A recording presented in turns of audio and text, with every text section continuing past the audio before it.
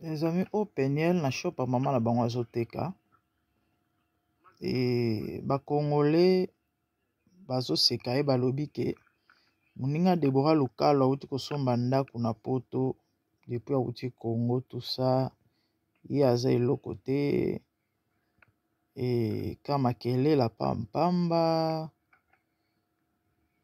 eza mawa, je sais même pas quoi dire hein. Et muto a filmé tellement oh là là na tie volume eza na C, c'est un homme hein, boyoka mungungu ya mwana mobali, mungungu ya mwana mobali. Désolé souffrir, mes mains sont pleines donc. Mwana bata oteka na shop ya mama na bango balobi babengi on ligablo et pourtant boutique ya na mbongo na poto hein. Na mona ba chaussures ya bien ebelé à part yango bazana ba bilo kolia et consort. Et à chacun sa vie hein. Eh ezolesa bango ezofutela bango ndako siko bino boya ko comparer eza pasi. Zambe na boya olatike mo vandina bo santu ozinga mina bajeno bakoye mela kayo tongo pe kwa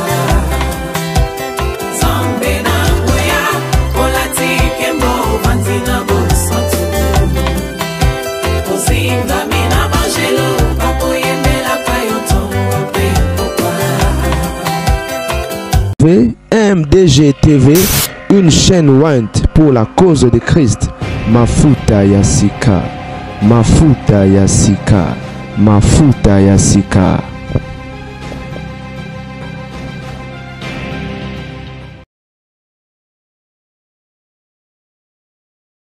Vie à Peniel Samba na insécurité bandeko. Et Kongola zanga mawa. Les amis, en tout cas, et na ozanga même amaroloba. Mbote premièrement, bino bolanda MDG de TV Mafuta Yasika.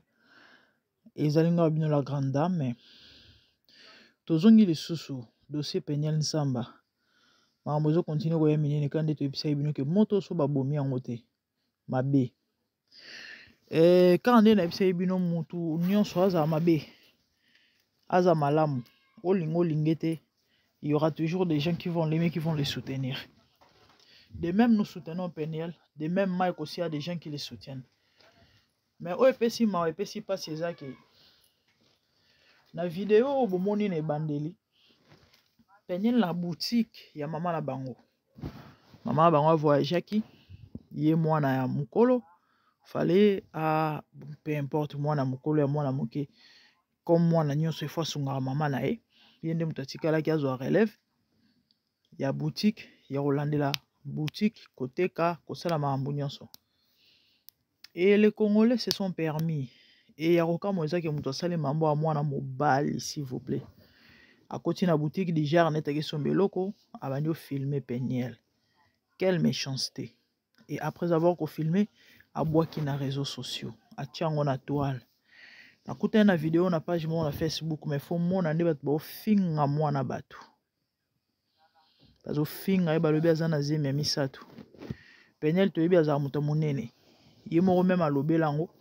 À l'époque bakabwana nanu na Mike te quand elle parlait de sa vie, elle parlait de ses hauts et ses bas, comment des fois abanda o matara ba kilo tina ba plus de 100 kilos et comment Mike l'encourageait des fois en lui disant que mais c'est pas grave et zanzoto na yo comment on a en gravité et comment elle a fait des efforts ya kokita tout ça bref na mukuse azala mutu ya monene toyebi baluba bazala bato nzoto bana baluba basi bazala menene donc eza na likambo kamwisa te et ba filmer ata soka azana zemi ya bino nini bandeko ya bino nini occupez-vous de vos matungulu c'est quoi ça c'est quoi ça? C'est quoi ça? Via moi, va te commettre insécurité. Tout comme barotine de lever votre bassalé mabe. Parce que mon toi qui neti que non accueilli ko somba eloko. Mais nzo randa ke ko somba eloko te. Akende ko filmer. Akende ko filmer moi na batu. c'est vraiment méchant. C'est très méchant. Et plus grave à balancer la toile. Et bato babandi ko taxer, babandi ko filmer, ko insulter, ko n'importe quoi sur sa personne. Vraiment, ça m'a fait très mal. Congolais, comment toko koma na boniamati na niveau oyo. Comment toko koma na boniamati na niveau oyo. Balobi aza na zemi. Et bamisu baloba kauti ko bota na Nigérien mabe. Bomoni ye kindoki ye kama bango yango to lobela. Maman moko il paraîtra à matina na live moko na TikTok. Ono penyel aza na mwana bébé na maboko ndenge aza na et mwana ngo abote na Nigérien. Aka. Sérieux? Et ba misusu aza na zemi ye wana ba moni ba filmer aza na zemi mais finalement et ya mawa mingi eza passé. Bandeko nanga kande na ibisa yibino soutenons Peniel, prions pour elle. Nzamba aza juste. Na mambo nyonso ekeye zongi ba misu ba o baloba pona Mike mabe. Ba misu pe baloba pona Peniel mabe. Ba misusu bazongisa boye ba matisa bakitisa bakende bazonga bima bakota donc vérité nzambe ka moto ayebi elilo basuka eza pe kala maboko ya nzambe to soutenir Peniel to sambela surtout pona ye excusez parce que a passé ba moment ya turbulence ya vie na ye a passé ba moment fort a passé ba moment triste a passé ba moment compliqué a passé ba moment où on a besoin ya soutien on a besoin ya apport on a besoin ya aide mentale spirituelle physique voire même financière si je peux dire tout tient na maboko ya nzambe peut-être aux na numéro na to za makoki obenga été peut-être aux na chaîne te autant soko ça l'émission pour ça message pour na Peniel peut-être mais prière na yo eko mais pas na nzambe et nzambe ozanga te kosunga ndeko mwasi vraiment to bondela mingi pour na Peniel to sengele mawa nzambe to sengele grâce à nzambe to sengele pe lobiko nzambo ya longola soni a capable ya changer histoire via mwana mwasi peu importe o nyonso zolobama pe o nyonso bato bazomona et elle est victime quand elle na ebisaki bino na continuer kolobango elle est victime ya motema mabe ya bato moko songolo et le Dieu qui est juste to senga telema a venger Peniel asisa likambo c'est méchant ya omona ba mambo ezolobama et pas na bato na moni vidéo mo na Facebook na page moko songolo non attends bafinga mwana moto balobi une folle il faut craindre la femme comme celle-ci une folle qui a quitté non millionnaire pour un vendeur de braises do mobile na yo azui o azana yo wana moteke makala do ba minimiser les garçons na ba niveau moya ko sakana te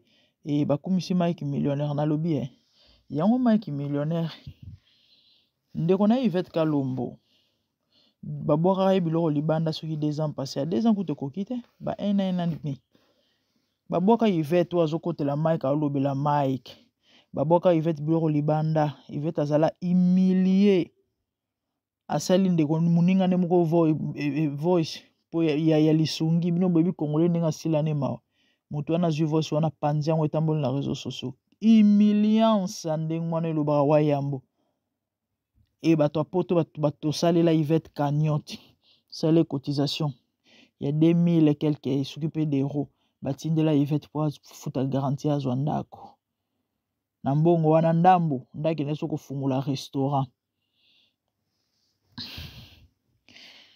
eza pasi eza mawa siko aucun frère na millionnaire oyo azokotela lelo azaki wapi po ayebisa ke no ma petite parmi bandako naza nango na makampana zwa fungola ke eva na ndako moko konirwa maboye te to mpe zwa mbongo ke futa garantie congolais kaka matalana balolendo na baorgueil ya epola na bakokumisa ezanga ntina oyo bato bazalaka nango eloko eza nango te ya mawa mingi bref les amis nana posa koloba ebele te me nayoka ye mawa mpe mpasi komona mwana bato na shop na bango azoteka na ye et les gens sont venus bafilme ye mpona kovilipande ye mpona kohumilie ye. Mais problème te nzambe azali. E moto asali yango mwana mobali bapandi yango na réseaux sociaux mpo bana kofinga ye. Y a pas de souci. Ndenge bomoni. E vi ya mwana bato komi na insécurité. Eloko ndenge wana. Bakoki mpe kosala mabe. Bakoki kosala mabe. Mais bon, nzambe ana bomoi. Yango bandeko nalobaki tobondela mpona ye. Nzambe a continuer kobatela ye, a continuer kozala na ye, a défendre cause na ye. Abonnez-vous massivement si MDG TV Mafuta ya Sika. De bonnes choses à vous. Tout le monde est Simon. Merci, au revoir. Bye.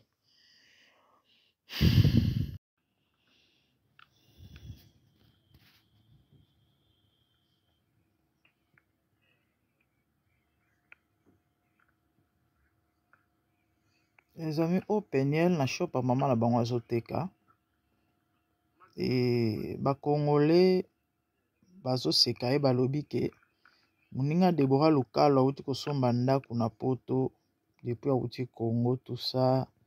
Ye aza eloko te. Et kama kele la pampamba.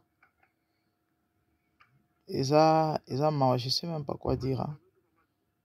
Et mon temps filmé tellement. Oh là là. Nache volume eza na C. C'est un homme, hein. Boyoka mungu ya mwana mobali. Mungu ya mwana mobali. Désolé, souffrez. Mes mains sont pleines donc. Mwana bata oteka na shop à maman na bango. Balobi babengi on ligablo. Et pourtant boutique ya na mbongo na poto, hein. Na mona ba chaussures, il y a bien ebelé. À part yango bazana ba bilo akolia et consort. Et à chacun sa vie, hein.